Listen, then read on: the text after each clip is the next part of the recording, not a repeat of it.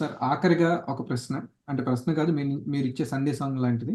మీరు ఏలూరు నియోజకవర్గ ప్రజలకి ఒకవేళ మీరు ఎమ్మెల్యేగా గెలిస్తే ఈ మూడు నేను ఖచ్చితంగా ఏలూరులో చేసి తీరతాను అంటే బడేటి చంటి అనగానే ఈ మూడు విషయాలే గుర్తుకు రావాలి, అటువంటిది ఏమన్నా మీరు చెప్పగలరు?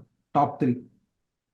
టాప్ ప్రయారిటీ టాప్ ప్రయారిటీ అంటే ఒకటే మెయిన్, ఏదైతే బుజ్జిగారు 4 లైన్ వేసారో అక్కడ ఫ్లైఓవర్ వేసి డెఫినెట్ గా శనివారపేట దానికి వేసి అందిస్తాం అనేది ఫస్ట్ టైం చేస్తాను. అది అలాగే 7 గ్రామాలు విలీనం అయినాయి, వీళ్ళకి వాటర్ ఫెసిలిటీ లేదు.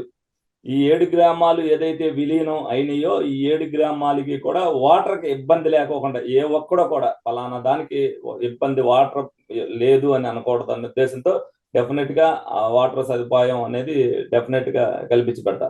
అలాగే మూడోది మీకు ఆల్రెడీ చెప్పా, గంజాయితో నిండిపోయిన ఏలూరుని డెఫినెట్ గా ముందు, ఎందుకంటే దాన్ని నిర్మూలిస్తే ముందు పిల్లలు బాగుపడతారు, చదువుకుంటారు, ఎడ్యుకేషన్ పరంగా రేపొద్దున్న శుభ్రంగా ఉన్నారు, తల్లిదండ్రులు ఆనందాన్ని నేను చూడండి. ఒక తల్లి నా దగ్గర కోరుకుంది, ఒక గంజాయి తాగి బండి వెళ్తూ కార్ యాక్సిడెంట్ చేసి చనిపోయాడు. వాళ్ళ ఇంటికి నేను పలకరింపుకి వెళ్ళా, చాలా కాలం జరిగింది. అది జరిగితే చెప్పుకోలేక తండ్రి నా దగ్గరికి వచ్చి చెప్పాడు, అండ్ మా వాడు ఇలాగ అలవాటు పడ్డాడు కుర్రోళ్ళతో పాటు, నేను ఇప్పుడే వచ్చాడు, వెళ్ళిపోయాడు, ఇలాగ చనిపోయాడు, మీరు ఏం చేస్తారో నాకు తెలియదండి, గంజాయి దొరకకుండా చూడండి అని చెప్పి అతను ఆ రోజున ఏడ్చిన దానికి చాలా బాధ అనిపించింది. అది జరిగి 3.5 years అయింది.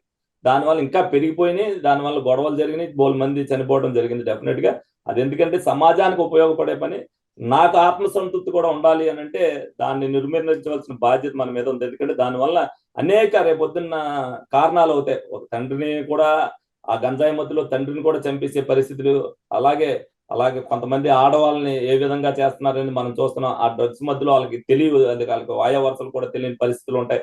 ఇవన్నీ నిర్మూలించాలి అంటే గంజాయి అనేది ఇప్పుడు అంటే మనకు ఆల్రెడీ 50% అబోవ్ వెళ్ళిపోయింది. దాన్ని మూలాలని మనం ఛేదించడానికి నా వంతుగా కాదు, డెఫినెట్ గా పోరాటం కింద చేస్తాను. దాన్ని ఎక్కడున్నా సరే దానికి కావాల్సిన వీళ్ళని కూడా ఎక్కడికక్కడ మీరు అన్న డివిజన్ వైడ్ గా చిన్నది జరిగింది అని అంటే దాని మీద అవసరమైతే పీడీ యాక్ట్ పెట్టినా సరే, కబుక్కుని ఎక్కడైనా దొరికిందంటే పీడీ యాక్ట్ పెడితే 90 రోజుల దాకా బెయిల్ రాదు. మళ్ళీ ఆ పని చెయ్యాలి అని అంటే కూడా ఆ విధమైనది అనేది డెఫినెట్ గా చేస్తాం. ధన్యవాదాలు సార్.